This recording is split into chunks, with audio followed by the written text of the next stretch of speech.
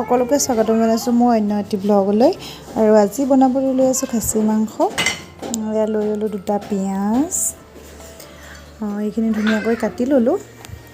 তাৰপিছতে মই আজি কুকাৰত বনাম, যিহেতু কুকাৰটো উঠাই দিলোঁ, গেছত তেল দি ল'লোঁ, দিলোঁ এটা ইলাচি, অলপমান চেনি, আৰু এতিয়া মই দি দিলোঁ ইয়াতে পিঁয়াজখিনি। আৰু পিঁয়াজখিনি দি পেলাই ভালকৈ মই ভাজি ল'ম, অলপ ৰঙচুৱা হোৱালৈকে মই ভাজি ল'লোঁ পিঁয়াজখিনি। সেইখিনি পিঁয়াজখিনি যেতিয়া ভাজি হৈ গ'ল, তাৰপাছতে আমি ইয়াত মাংসখিনি এড কৰি দিলোঁ। আৰু মাংসখিনি ভালকৈ মই ধুই চাফা কৰি লৈছিলোঁ আগতীয়াকৈ। আৰু এতিয়া এইখিনি মই সুন্দৰকৈ ভাজি ল'ম, অলপ সময় ভাজি ল'ম। এনেধৰণে ভাজি লৈ অলপ দেৰি ভাজি লৈ পেলাই আমি ইয়াতে বেলেগ আনখিনি ইনগ্ৰিডিয়েণ্ট আমি ইয়াত এড কৰিম। ভজা হৈ গ'ল, এতিয়া দিলোঁ নিমখ অলপ সোৱাদ অনুসৰি, আৰু এতিয়া দি দিম হালধিও দিয়া হৈ গ'ল আমাৰ। এতিয়া আকৌ সুন্দৰকৈ আমি এইখিনি লৰাই ল'ম, সুন্দৰকৈ লৰাই ল'লোঁ। এইখিনি লৰা হৈ গৈছে অলৰেডি আমাৰ। আৰু এতিয়া যিহেতু লৰাই হৈ গ'ল, এতিয়া অলপমান ঢাকনাখন অকণমান দি দিম ওপৰতে। ঢাকনাখন দিলোঁ আৰু অলপ সময় পাছতে চাওক খুলি চালোঁ, অলপ পানীটো আছেই, শুকাবলৈ আছেই, হ'লেও আকৌ এবাৰ এনেকৈ ভাজি ল'লোঁ। ভাজি লৈ পেলাই আদা নহৰুখিনি পিচি ৰাখিছিলোঁ মই, সেইখিনি এতিয়া মই ইয়াত এড কৰি দিলোঁ। আৰু এতিয়া সুন্দৰকৈ এইখিনি লৰাই ল'লোঁ।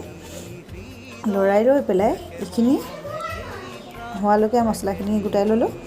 আৰু মছলা হৈ গ'ল ইয়াৰ ৰেড চিলি, এয়া হৈ গ'ল জালুকৰ গুড়ি, এয়া হৈ গ'ল ধনিয়া গুড়ি, আৰু এয়া জিৰা গুড়ি, আৰু এয়া মিট মছলা। এইখিনি এতিয়া আমি মাংসখিনিত দি দিম।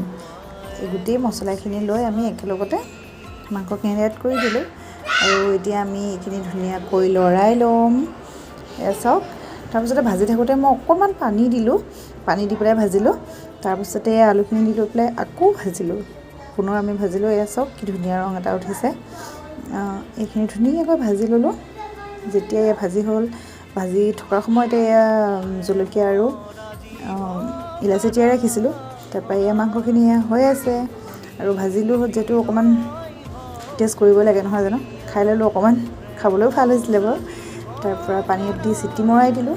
চিটি 3-4টা চিটি মাৰিব পাৰে, যিমান কথা। মাংসখিনি অলপ হেৰি হ'লে মই 6টা চিটি মাৰিছোঁ। তাৰপৰা এয়া চাওক খুলিছোঁ, চাওক কি ধুনীয়াকৈ তেল নিচিনা হৈ আছে। এয়া হৈ গ'ল আমাৰ এতিয়া।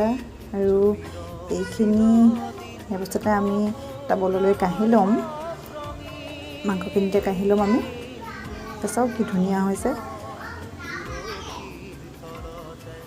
এইখিনি কাঢ়ি ল'ম আমি। আৰু আজিৰ ভিডিঅ'টো মোৰ ইয়াতে সমাপ্ত হৈছে। আৰু যদি মোৰ ভিডিঅ'টো চাই ভাল পালে please like, comment and subscribe কৰি দিবলৈ নাপাহৰিব।